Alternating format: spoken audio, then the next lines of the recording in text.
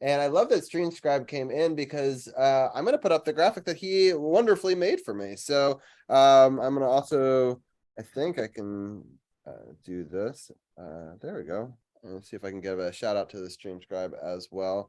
And who is StreamScribe, and see if we got that going. But thank you, Scribe, for the awesome graphic that you see up. If you're still watching on Twitch, if you're still watching on Facebook, thank you for watching us over there as well. We've been watching a game 7. Dallas ended up winning. We've talked a little bit of hockey, and now Davey gets to talk about his beloved Lakers. And we get to talk a little bit about some basketball as well on the Eastern Conference. And I know that Arun's going to be itching to do it. So let me try to do a screen share real fast and see if I can get this to work. It's always 50-50 with Twitch on whether or not what I'm about to do is going to work. So we'll see. And if I lose you for a second, give me a second and I'll bring the graphic right back. But we got this. We go over to here. Click the escape button. And I think we're working tonight. So let's go NBA schedule. And there we go. So, all right. I think, Davey, your camera has gone off. I don't know if that was intentional or not. It was deliberate. Hang I'll be back on in just a second. Just Okay. had to take care of a thing No, that's off fine. camera. Okay. So I just didn't know if it was a glitch on my end. So I just wanted to make sure. So, okay. Okay, I'm back. There we Hello. go. No, you're great. All right. Sounds good. We've got our NBA feed, I think, going correctly now. So, all right, we're going to talk a little bit about some of the games that have happened since we last left off. So last week, the Lakers beat the Warriors on Monday, May 8th. Then the next game that happened was the 76ers versus the Celtics. The 76ers were able to win that game 115-103. I'm going to go through the flow of the week a little bit, and then I'll get your guys to break down each of the series just so that people know which games and what had happened. So the 76ers versus Celtics series is a close series. This one put Philly up 3-2 and on the cusp of winning it, right? And then the next night, the Nuggets go up 3-2 themselves after winning 118-102. The next game between the Knicks and the Heat, the Knicks are able to win and stave off elimination. So it's 3-2 in that series. The next night after that was, so both those games were on Tuesday. Then these two games were Wednesday. So the Warriors played the Lakers. So that one, the Warriors really came back and dominated a game. And I thought, oh man, this is a big deal because when it goes back to LA needs to win because if the Warriors gain some momentum here, it could spell trouble. But so the Warriors went up 121-106 in that one, but LA still led that series 3-2. Then on Thursday, the Celtics came back in their series 95-86. They tied it up. And then also on Thursday, the Nuggets dominated the Suns 125-100 to end that series. The Heat were able to win on Friday, a close game, and they won that one 96-92. And then later on Friday, the Lakers do win that series in commanding fashion, 122-101. And then the 76ers lose to the Celtics pretty badly, which I was kind of surprised at how much of a blowout this game was.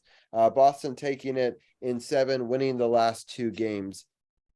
So I'll let you guys, be able to pick a game in each series that you would like to talk about. We'll start off with the Eastern Conference, and I'll start off with you, Davey. Is there a particular game you want to talk about in that Heat-Knicks series? Well, it's hard to pick a game. I mean, I feel like it's kind of like a swing of moods and moments. Or you I'll could go to talk about the game series one. in general if you don't want to talk about it. I don't want to Well, I pigeonhole think if you you. want me, I could focus on one game in the Knicks series, game one. Yeah. And I feel like this, strangely enough, I will say that I think after that game, it really seemed like the Heat really had complete control of the series. But I do want to point to game one because game one, the Knicks were up by 5, but you just never had a good feeling about that. I think the problem was the Knicks were shooting so well from the field, and after the first quarter, they really let up. Like they should have been up by like 20 points at the half, and it was very very ominous, honestly, to see that.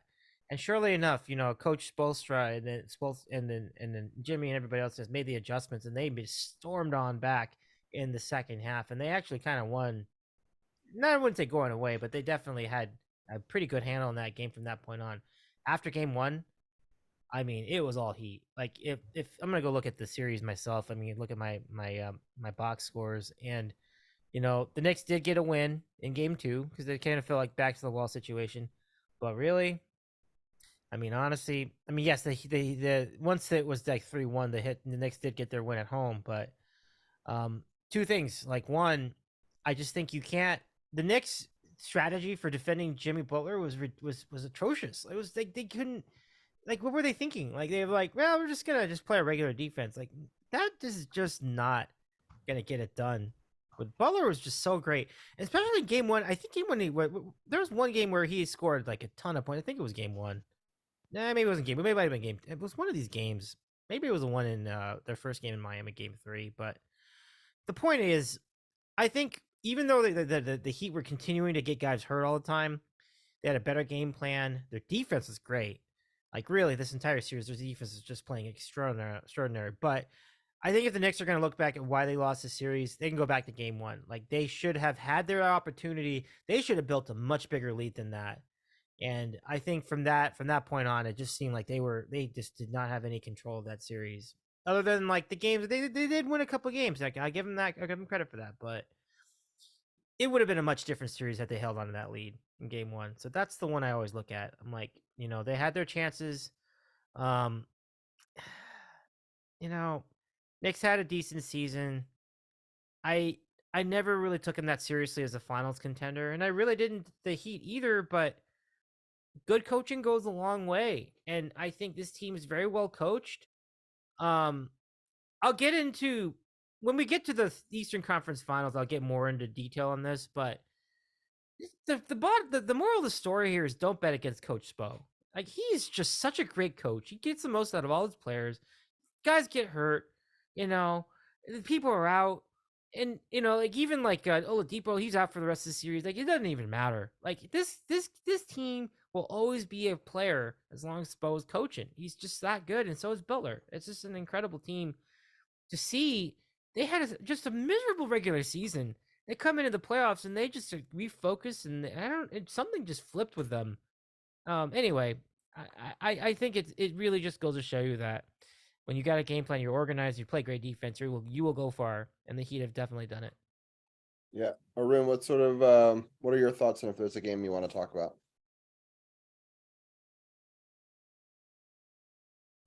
Oh, we lost you again.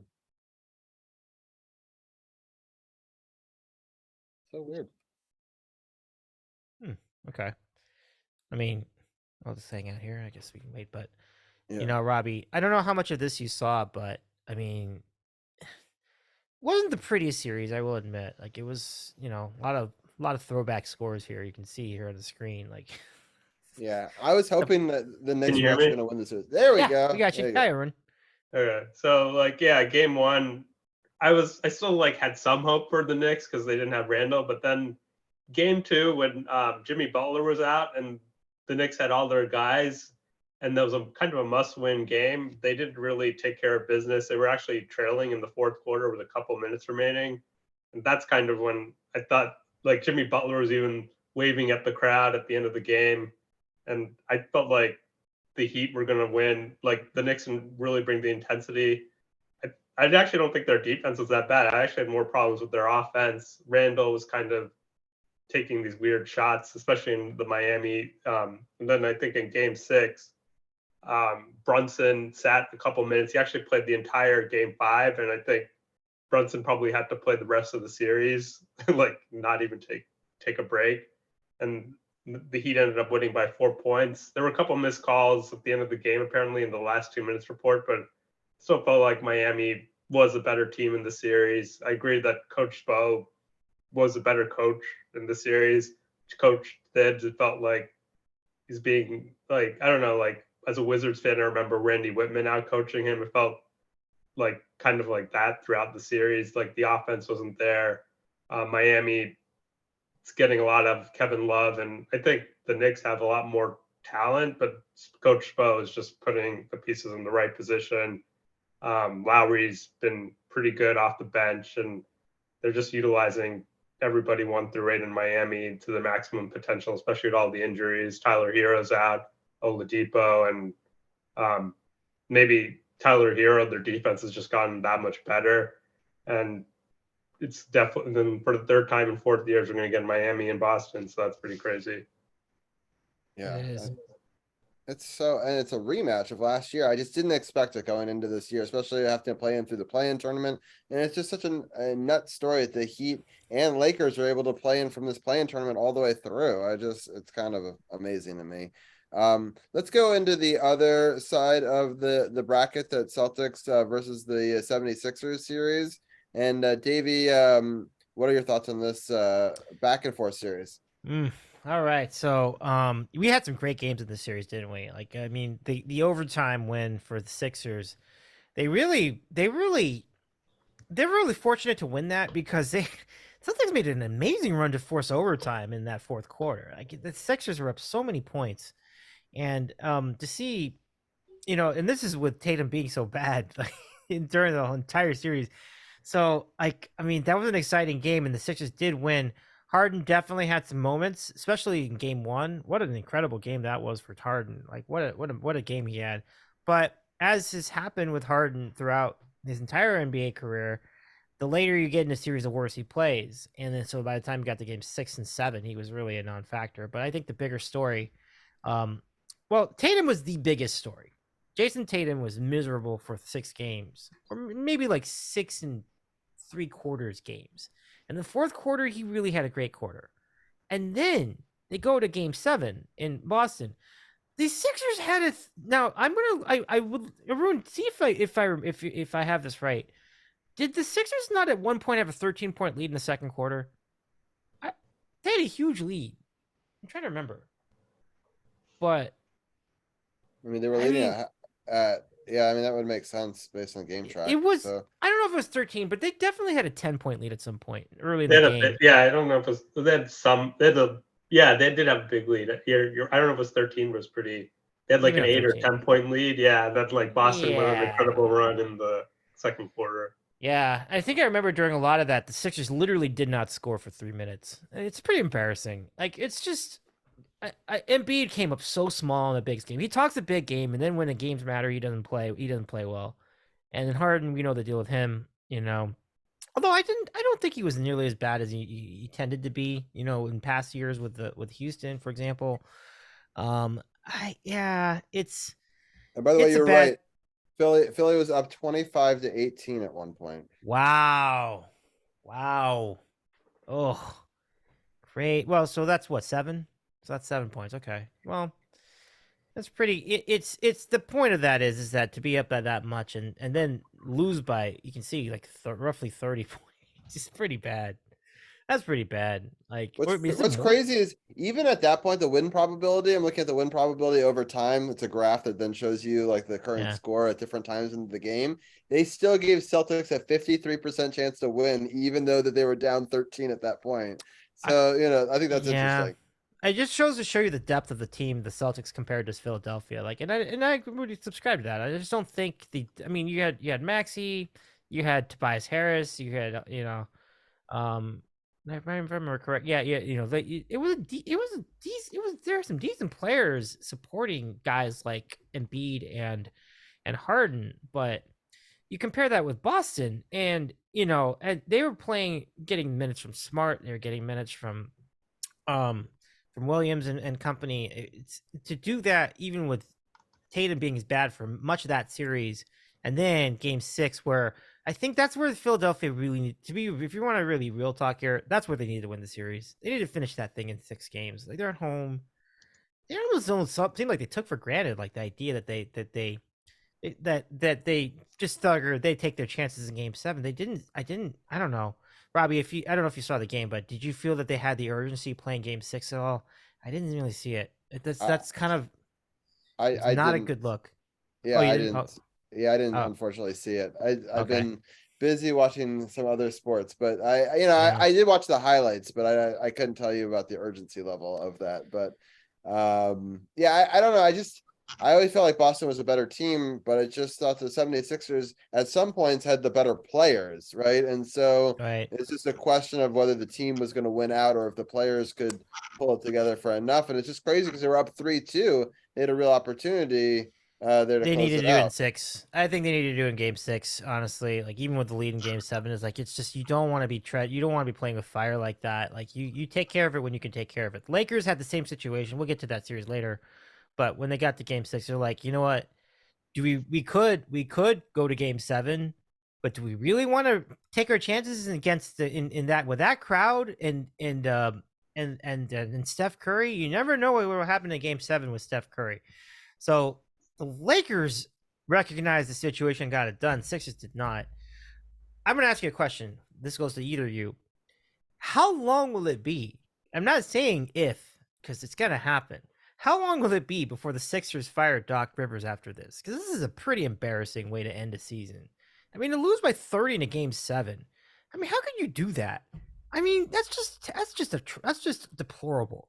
And this is just a continuing saga for Rivers. I know. I You feel know, so bad for him. This keeps on happening. It's like a storyline. I've liked Doc Rivers, but I just like it keeps on like I yeah. don't know. And what do you think? Like, how long do you think it'll be? Like a week, 2 weeks, a month? Like, Either 2 weeks or half a season or a year. I agree, Varun. I'm with you there. It's not gonna. It's certainly not gonna be like. We're not gonna be into July. I think it's gonna be way before that. Yeah, I don't know. I could see them keeping him anyway, just because they got him there. I don't know. We'll see. Robbie, if they keep Doc Rivers after this, what do you want me to do? If they... You'll have to eat 5 of your beans on your show. You know. Okay. Yeah. Yeah, 5 beans. Right. I do that 5. That seems kind of a low penalty, to be honest with you. I was No, expecting but something bigger.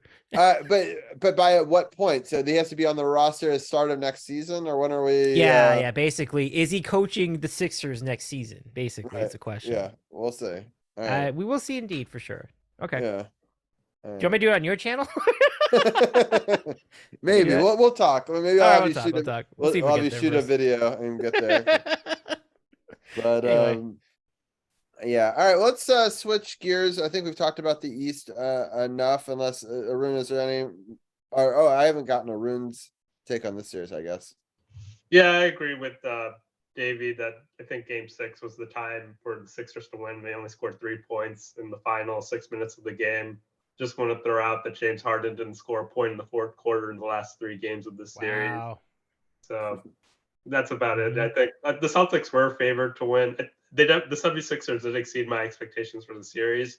That's one defense to keep Doc Rivers, but I don't really. This was probably their best chance to win against a Boston team that I think on paper is just much deeper than the 76ers. Yeah, they definitely let one slide in that game 6 for sure. So I think that was as David was saying, that was their big chance. All right, so let's talk really quickly about the Nuggets series. I want to save the Lakers one for last. This series, I thought I was kind of surprised that the Suns even like made it a series a little bit. Like I thought the Nuggets were just going to blow past them. But David, what are some of your thoughts on it? I couldn't agree more with that statement. I thought this is going to be a runaway for the Nuggets. I thought they'd win in 5. In fact, it threw me off enough where like when they got around to game 6, I didn't take the Nuggets to cover the spread. Let's just put it that way. Because I'm like, yeah, it makes sense. But the Nuggets have been notorious for also kind of not taking the bull by the horns during certain parts of the season. So despite my general feeling about the Nuggets being very superior, not even a little superior, like significantly better than Phoenix, and not only that, but younger, and just like younger and longer, and just a better team. Like, I mean. It was interesting that I didn't can follow through on that.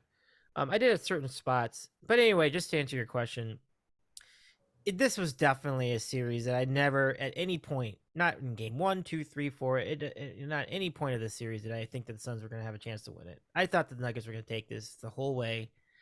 I am a little surprised the Nuggets were won so convincingly in Game 6, but I think that's a big mark on them. Jokic is just playing such a different level. Like, he was great. He had such a great series. Just big time props.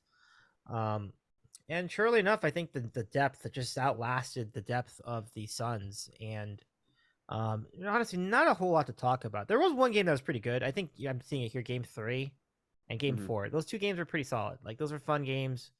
Um, but you know, push came to shove. Oh, yeah, that's right. The Suns won Game 2.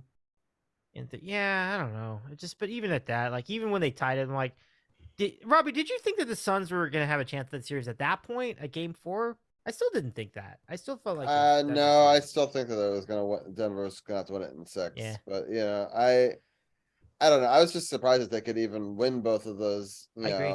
home games. And Kevin Durant is amazing, and his influence on a team, and but it's interesting to see like how badly that worked out in I keep on like calling New Jersey, in Brooklyn. It just, I don't know. That whole the Brooklyn Nets is such an interesting team to me, because it's just like they seem to build these superpower teams that I kind of believe in or think on paper are going to be so good, but then they just nothing there, and I don't necessarily know who's to blame in that, but it's just they got rocked this year in the playoffs, and it's just Well, yeah, that's a complex question. I mean, I you guys are over in the East. You might have a better feel for this because you watch more Eastern Conference basketball. But I think when KD was there, they were also lacking the heart component that we were talking about with Toronto, the Maple Leafs earlier. I just don't think KD's is an enigma. He can score like 30 points. He has that ceiling, but it just the it's weird how, for as well touted as a player as he is, he's not really the kind. I mean, I feel like he can't. It's, you know what I mean. Like, it's hard to. I can't even put words to it, but I just don't see him having the leadership qualities that Jimmy Butler has, the leadership qualities that LeBron has. yeah. Like, I Do you think he's as clutch as some of those players? My dad always talks about clutch yeah, that's a players, great and and it. In the Yeah, go ahead. Cleveland series, he was the Warrior. I mean, yeah, that series was kind of clutch. He hit those 2 threes, but Yeah, I don't right, know. This series, I just think the Suns were overmatched. The Nuggets are just so much completely better. agree. Yeah. yeah. I think he's had clutch moments. I don't know. I don't know. I won't consider him a big game player, but he's had big games, if that makes any sense. So Yeah, Well, I the don't no, Nets know. game, that he was just an inch behind. That was a game tying shot, but it could have been the game winning shot if that foot was just 1 inch behind the line, and Yep. there'd be a whole different. It's like one of those like random mischance that he did hit an incredible shot, but unfortunately that game for him went to overtime, and he ended up scoring in the overtime. But Oh he yeah. Right. yeah. this was kind of crazy. Arun, any other thoughts on this series before we switch gears? Yeah, I think I had also thought the Nuggets were going to win this series. I did have a little bit of doubt in the second quarter of game 2 when the Suns were winning, and then Chris Paul got injured, and that completely shifted the series. And like the Nuggets ended up winning, which was like a really low scoring game. The Suns only scored 87 points, which is incredibly low.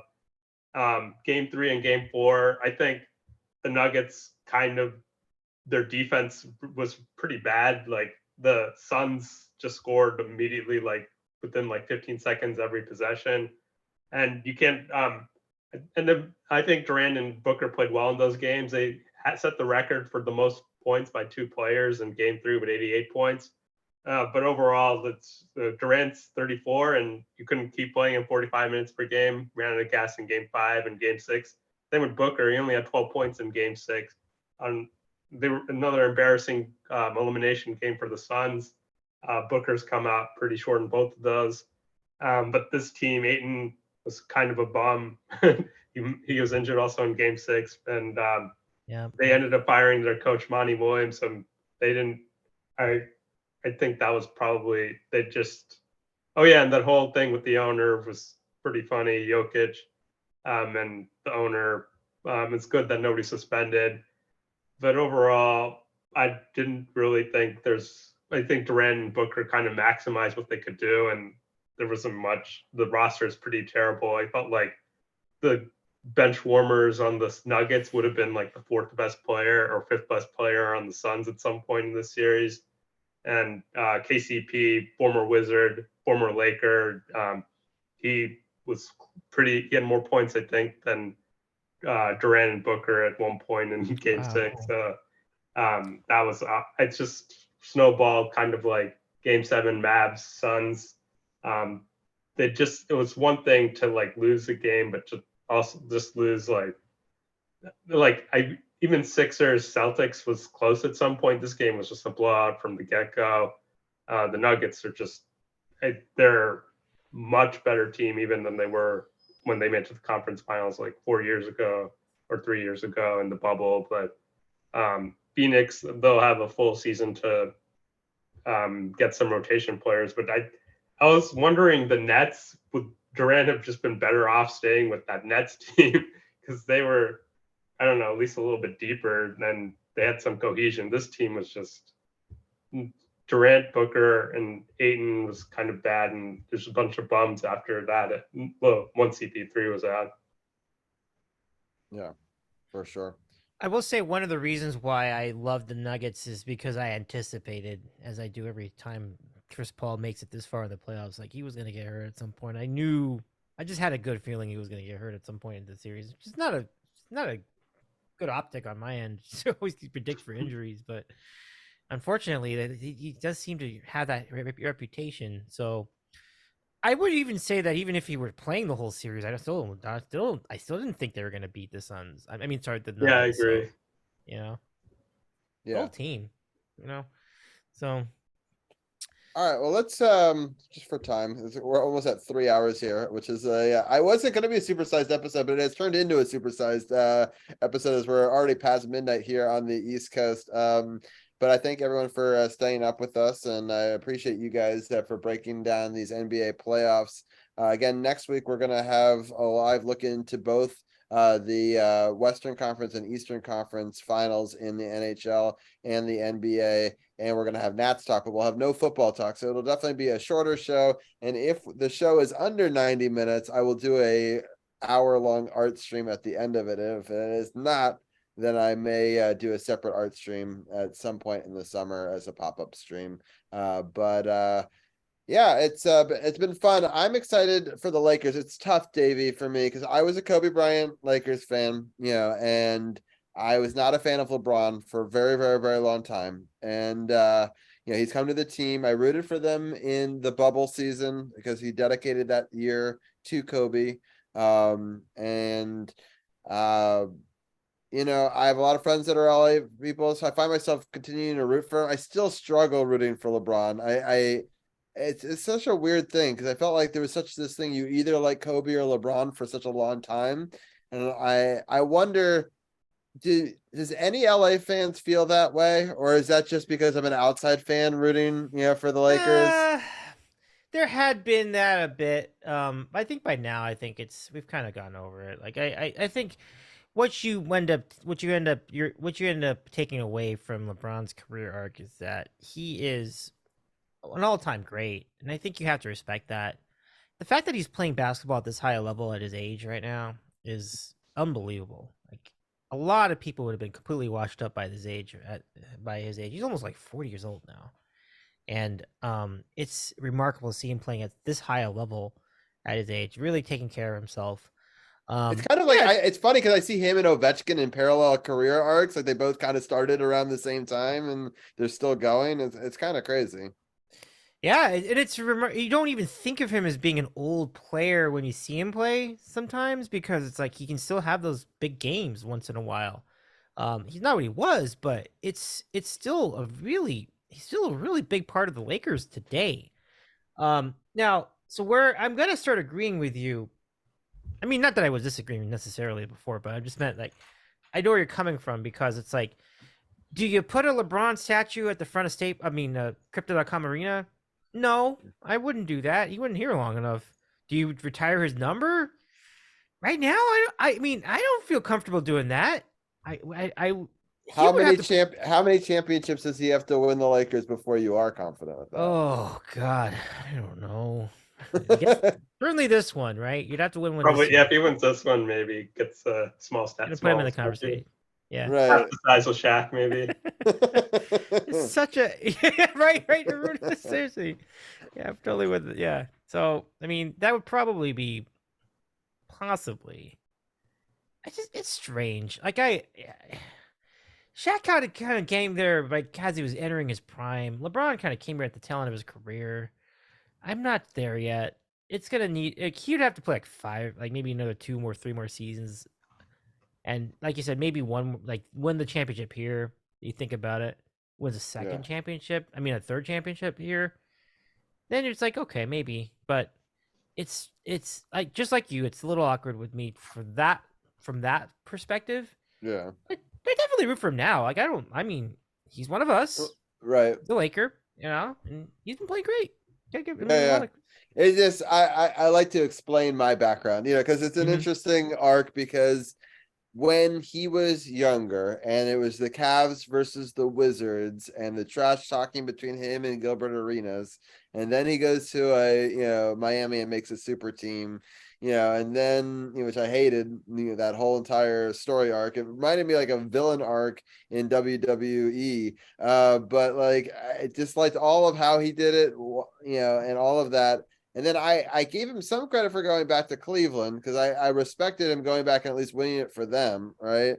But then the story after that, so it's just I don't know. It was a challenge for me, but I think that I am behind rooting for him now. I don't really have a rooting interest, and I mean I like Jokic and stuff as a player, but I don't have a draw to that team in the same sort of way. But it's just an interesting story, at least personally, for my rooting interest. But let's get into this series here between the Lakers and the defending champions, the Warriors. It started off well with the Lakers going in, winning game 1. The Warriors bounced back and did take one of those 2 games. The Lakers then won the next 2 at home, including a pretty big victory in game 3. Game 4 was much closer. Game 5 went back to the Warriors and they won it pretty big. But game 6, when they had to get it done, they won 122-101 in that game. And it was kind of a big victory. I'll let Arun give the first crack at this series. What are some of your thoughts with it? Yeah, it felt like the Warriors were always like a little bit complacent. Not, I don't know what the right word. Like they were kind of always like playing a little bit from behind. Even the Kings series, they couldn't take care of them in less than 7 games, and because of that, they were coming off a short rest, and they ended up coming out pretty flat in that Lakers game 1. And I think they were down by double digits, and they made like a furious comeback, but they ended up losing that game. And then they made a nice adjustments, I guess, kind of in game 2. JaMychal Green got kind of hot, but he made the same mistake as Dylan Brooks and started talking trash to LeBron, which doesn't end well. And then game 4, the Warriors had a big lead, but then Lonnie Walker caught on fire and had 17 points or something all in the fourth quarter or something like that. And falling down 3-1 was probably just like kind of their death sentence in a way. Even though game 5, like the Warriors won convincingly, they kind of remind me of the just previous series with the Grizzlies and Lakers, where the Grizzlies won by a pretty big margin. And I think Klay Thompson in game 6 was pretty bad. Like LeBron and everybody were just like kind of like make somebody else beat us. And Wiggins, he had like some rib injury. And Klay was it kind of reminded me of late Kobe after the Achilles injury, which is a similar injury that Klay suffered. He kind of just takes really bad shots that maybe he made earlier in his career, but they weren't going in. And it kind of snowballed in the second half. LeBron wasn't going to let it down. Like he's been dealing with some foot issues, and he's not the same player, but he picks his moments and came out really strong in game 6. And so did Austin Reeves, and it's kind of just like game, set, match for the Warriors. Dante DiVincenzo played well. Other than him and Curry, nobody else did. And you got the Lakers winning and moving on to the conference finals. Yeah, all right, Davey, your time to talk about the Lakers has arrived. What are your Hey. What are your thoughts on this series and What? going forward? This was a satisfying win. Oh my goodness. Beating the defending champion Warriors. That is just such a great feeling. I mean, these guys had been the NBA for most of the last 8 to 10, let's say 8 to 10 years. Let's say 8 years because the first title was in 2015. So being the team that pretty much sends them into the new chapter of having to retool, rebuild, maybe even rethink their roster. It's a big thing. I'm gonna give a lot of credit to a couple people here from the Lakers for the series. AD was awesome. Like his defense continues to be amazing. Like just being able to just keep keep the team from like having easy baskets. And then they were kind of forced into taking long 3-pointers throughout the entire series. And sometimes they made them. I mean, Steph was Steph sometimes, and Steph had a really big game during part of the series. But the unsung heroes of the series, certainly Lonnie Walker. I mean, the roommate reference to Lonnie Walker. He had a series. It was a really great performance. And you also had Austin Reeves, and the two of those guys really kind of highlight what the difference is between the Lakers of this year, the Lakers of the previous 2 seasons.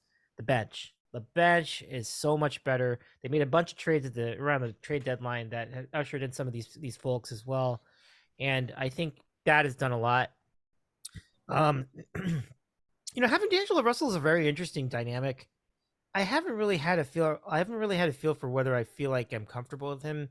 But what it does is that it kind of takes some of the pressure off of LeBron to handle the ball. So that's cool too.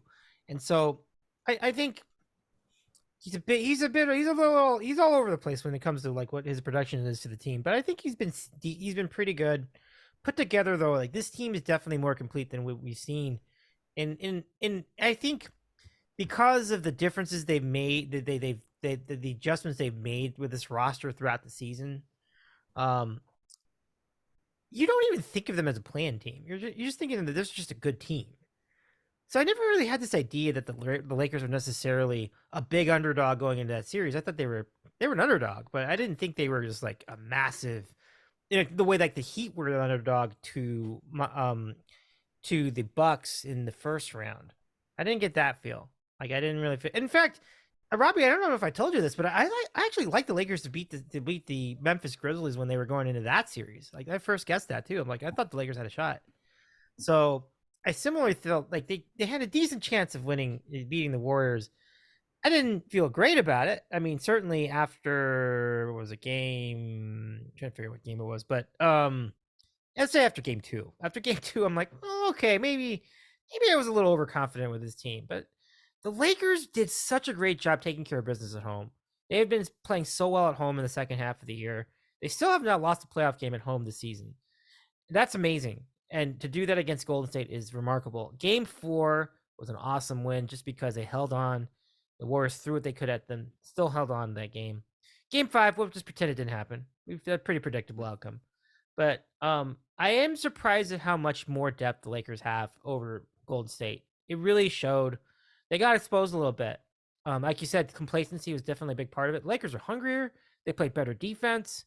And they were definitely getting some great contributions from people, from some, I wouldn't call them necessarily unlikely, but from their role players. And this is definitely a big change from what we've seen in past years. I think this bench is pretty good. And so put it all together, the Lakers has really had a great series. So yeah, I'm so happy you guys have Rui Hachimura. I'm so excited to see what he can do on your team. I feel like he could totally be an X Factor player, and yeah, let's talk about when they made the trade too. Like, yeah, he's definitely got the two-way, capability. So I feel like he never really fit in the way that I wanted him to, for our team, but I definitely think he's one of those players, and it happens a lot to Washington sports teams. They move on to some other team and they suddenly flourish, and I would not surprise me if you see, and he had moments of brilliance. I mean, like Russell Westbrook. Yeah. Yeah. Yeah.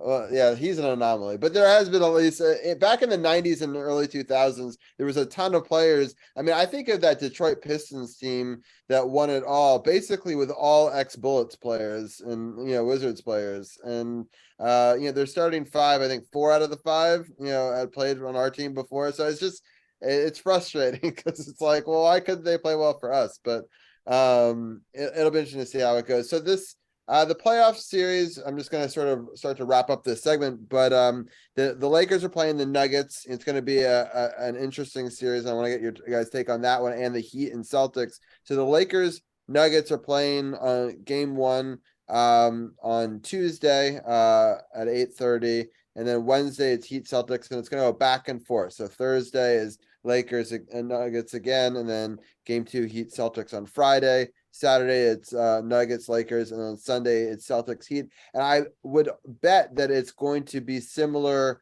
to the TNT and ESPN agreement, where whatever is on ESPN that night, the opposite is going to be on TNT, because we were talking about that on the NHL side a little bit a while ago. So it'll be interesting to see how it's interesting that both networks cover both teams now, or both leagues. So in that share agreement between the NHL and the NBA. But next week, game 4 will be live, the Nuggets Lakers. So we will not see you, Davey, for that, because I'm sure that you will be watching that. Do you have a I know sometimes you have podcasts on Monday. Do you have a podcast during that game? I think that's gonna be a game time decision, right? Because I don't know. I'm gonna think about it. Do you tend to watch? Have you done Lakers live? No. It's too intense. Yeah. I couldn't do a show during a game like that, especially Yeah. this late in the season. Oh my gosh, no, I couldn't. Yeah. It wouldn't be good. It wouldn't be good television. Yeah, you just have frantic Davy. It's just yeah. it's just Davy with a scared look on his face for 3 hours. We did it on that run for the Stanley Cup. We did pre-game shows. Mm-hmm. So like we would do a show leading up to all the games, but not do it during it. So that was kind of our answer to that, that question. So that worked out pretty well, arguably, for us. But yeah, it's gonna be a fun series. I want to get each one of you guys' take on who you guys got for each of these series, since Arun, I'll probably have you on next week, but Davey, this might be the last time I get to talk to you until the fall. I really appreciate you joining us this week. Yeah. And once again, congratulations. I'm sorry I wasn't on your stream anniversary and stuff for your awesome thing on Cinco de I don't know, on the May 4th. But I'm happy I get to talk to you tonight. But what are your thoughts on give your take on the Nugget Lakers and your final take on the Celtics series? Yeah, Celtics this is going to be both. I think both these series do have the potential to be really good. Lakers Nuggets is going to be a really fun opportunity for the home for my town's team, Lakers. But the Nuggets are so good. Like I think Jokic is just having he's just a beast. So this will be a good series. I think the key to the Lakers hanging in this series is winning tomorrow's game 1. I don't know if they're going to do it though. It's going to be very, very tough. I will take the Nuggets to win the series. I think I'll take them in 7. So I have to be willing to accept that this can happen, because the Nuggets have been playing really well this year. There's no shame in losing to this team, but the Lakers will be players. They're going to be coming. I think it's not going to be an easy series for Denver either. So I look forward to this. This will be really great. The Lakers are going to defend their home court pretty well, I think. They should at least be able to win one of the 2 games at home. And then perhaps game 6. And then that sets up for a pretty amazing game 7. So that's that series. Eastern Conference. You go back through the last few years, I think the Heat have really had a really good match. They've really matched up well with Boston. And not a lot has changed between these 2 rosters. I mean, significant things have changed, certainly. Coaches. The Celtics have been through 2 coaches since in the last 3 years. So it's very interesting. It's a very interesting series. I think the Heat are going to pull the upset here. I think they're going to beat the Celtics. I don't know how many games, but I'll say 6. Funny, But I feel the opposite in these series. I think I think the Lakers and the Celtics are gonna meet for the first time since I think it was 2011. Is that right? Or 2010. 2010, right? Yeah. And it's crazy. I was going back through the history of the Celtics Lakers, rivalry, and it was very lopsided for the first 8 years Yep. of it, or the first 8 times they played each other. And then they've played 4 times more recently, we'll say. And of those, the Lakers won 3 out of 4. And so the two of the most storied franchises, they both, I think, are still sitting at 17 championships. I think they're tied, right, for most. Yeah, Celtics fans want to claim that the ones in Minneapolis don't count. Don't buy that nonsense. They're part of the Yeah. franchise. They count. Like, let's not let's save that. Like, that's Yeah. ridiculous. So I think we're gonna get Celtics Lakers again. That's where I'm going in this. I think they're both gonna end in 6, which is interesting because it'll be a home game for the Heat, or sorry, a road game for the Celtics, be a home game for the Lakers. But I think I'm gonna go with both in 6 and a rematch of Lakers Celtics. But Arun, what are your thoughts? Yeah, it's interesting because it's a repeat of the bubble conference finals. Yeah, right. Pretty interesting. Alex Caruso pointed that out, I think, on Twitter. That's the first time I heard it was possible. And then I think right now, I obviously things change once we see these teams playing the court, but I think the Nuggets, will beat the Lakers, but it's going to be interesting. Davis versus Jokic again. Like a couple years ago, Davis hit that incredible game winner, one of those games. But I think this Nuggets team is a little bit better. But if LeBron plays like he did in Game 6 that against the Warriors, then anything's possible. But wouldn't really surprise me if the Lakers won. But right now, I have the Nuggets winning, and then Heat Celtics, slightly favoring the Heat. I mean, not the Heat, the Celtics. Even though Vegas has them as like pretty big favorites, like I think they're minus 550 in Vegas. So I might actually bet on the Heat to win the series if I was betting, but just for the returns. But I think Boston with Tatum finally getting on track. And I think at the end of the day, those injuries are kind of adding up. I will say that Coach Spo versus Missoula, that's probably a really big advantage for Miami. But I think the Celtics seem to have gotten like Tatum going finally. If they had lost that Game 6, and maybe the narrative would be different. But coming off the most points in a Game 7 in an NBA playoff game ever, I think right now I'm kind of favoring Boston, but I wouldn't really be that surprised at Miami. I think this series is going 7 games. Yeah, welcome Rafiki Reeds to chat. He's predicting a Lakers Celtics too, so I appreciate for tuning in. And if you like ASMR and book reading, he's got a very soothing voice, and so you can go check him out over there. So thank you for tuning in. And a bronzer has escaped. I missed that Pokemon chance. It'll be really interesting to see how this all pans out. I'm going to stop my screen share there, but Davey, I wish you the best of luck. It'll be funny that I'm rooting for you and Ryan both on next Monday's stream. So I'll have the Man Cave live. We'll have both sports going as I like to have in the studio. Arun, you are welcome to join me live in the Man Cave. I don't know what you're doing next week, but I know I'm going to try to have Tim live here as well. So we might have a couple people live in studio, which I always love to do, but you're always welcome to call in too, because I know it is a late on Monday night show. So there's never any pressure. I know that's one of the things I love about Zoom. For a long time, you could call in, but if you want to do it in studio, you had to actually be here. And now we get to do this separately. But everyone think about that over this week, and we can talk as the week continues. Yeah, it's been super fun to be able to break the NBA down with both of you. You guys both know your stuff and the stats, and it's super fun to talk basketball with you both. And I appreciate you guys sitting in for now over 3 hour and 18-minute show, which might be actually a record for longest Sports on the Hill podcast. So it's definitely flirting with it right now. It's been really cool. I'll let Arun give his any final thoughts that he might have, and then I'll let Davey give his final thoughts as well. Then I'm going to end the audio podcast, and then we'll do a little couple minute post thing on Twitch as we figure out a place to raid as well. But I'll start off with Arun. Any final thoughts you have on anything we talked about tonight?